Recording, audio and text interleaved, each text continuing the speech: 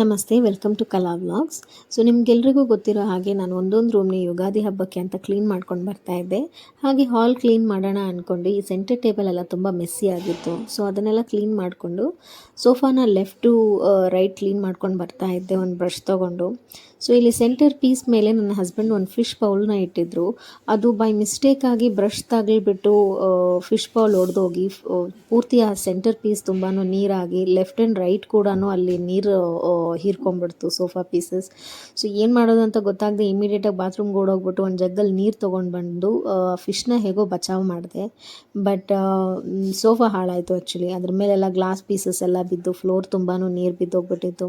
ಹೇಗೋ ಒಂದು ಕಾಟನ್ ಬಟ್ಟೆ ತೊಗೊಂಡು ನೀರನ್ನೆಲ್ಲ ಕ್ಲೀನ್ ಮಾಡಿದೆ. ಹಾಗೆ ಸ್ಪಾಂಜ್ನ ಹಾಕಿ ನೀರನ್ನೆಲ್ಲ ಕ್ಲೀನ್ ಮಾಡಿದೆ.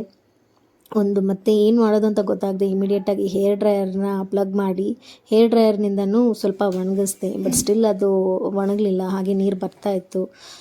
ಹಾಗೋ ಹೀಗೋ ಅದನ್ನು ತಳ್ಳಿಬಿಟ್ಟು ಡೋರ್ ಹೊರಗಡೆ ಇಟ್ಟಿದ್ದೆ. ಆಮೇಲೆ ನನ್ನ ಹಸ್ಬೆಂಡ್ ಬಂದ ನಂತರ ಅಪಾರ್ಟ್ಮೆಂಟ್ ಕೆಳಗಡೆ ಅದನ್ನ ಒಣಗಕ್ಕೆ ಅಂತ ಇಟ್ಟಿದ್ವಿ. ಸೊ ಒಂದು 8 to 9 hours ಆದಮೇಲೆ ಕಂಪ್ಲೀಟ್ಲಿ ಡ್ರೈ ಆಗೋಯಿತು.